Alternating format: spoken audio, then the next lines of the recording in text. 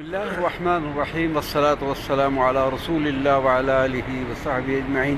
کہ بندہ ناچیز افتخار احمد قادری اس وقت شہر طوس میں حکیم ابو القاسم فردوسی رحمۃ اللہ تعالی علیہ کے مدار پرانوار پر موجود ہے۔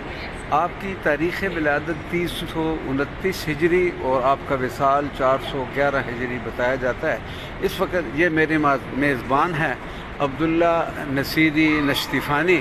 میں ان کا کل سے مہمان ہوں۔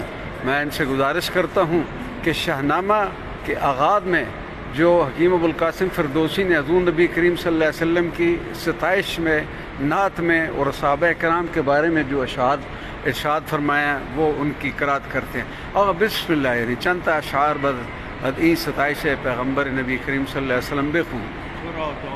وعده بلند بلا در رستگاری بباید جست اگر دل نخواهی که باشد نژند نخواهی که دائم روی مستمر به گفتار پیغمبر اطراف جو دل از تیرگی ها بدین آب شو چه گفت آن خداوند تنزیل و وحی خداوند امر و خداوند نهی که خورشید بعد از رسولان مه نتابید بر کس ز بوبکر و به عمر کرد اسلام را آشکار بیاراست گیتی چو باغ بهار پس از هر دو آن بود عثمان گزین خداوند شرم و خداوند دین چهارم علی بود جفت بتول که او را به خوبی ستاید رسول که من شهر علمم علیم در است درست این سخن قول پیغمبر است فوانید حقی سخن راز دوست تو گویی به گوشم را آواز دوست علی را چنین گفت و دیگر از ایشان قوی شد به هر دین نبی آفتاب و صحابان شما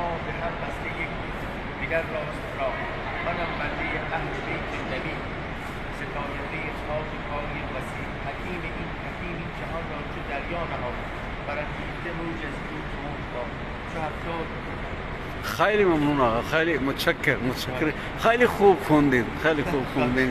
یہ میرے میزبان ہیں عبداللہ نصیری نشتیفانی۔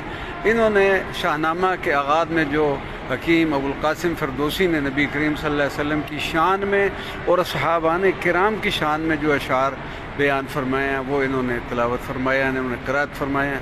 اللہ تبارک تعالی ہماری حاضری کو شرف قبولیت عطا فرمائے۔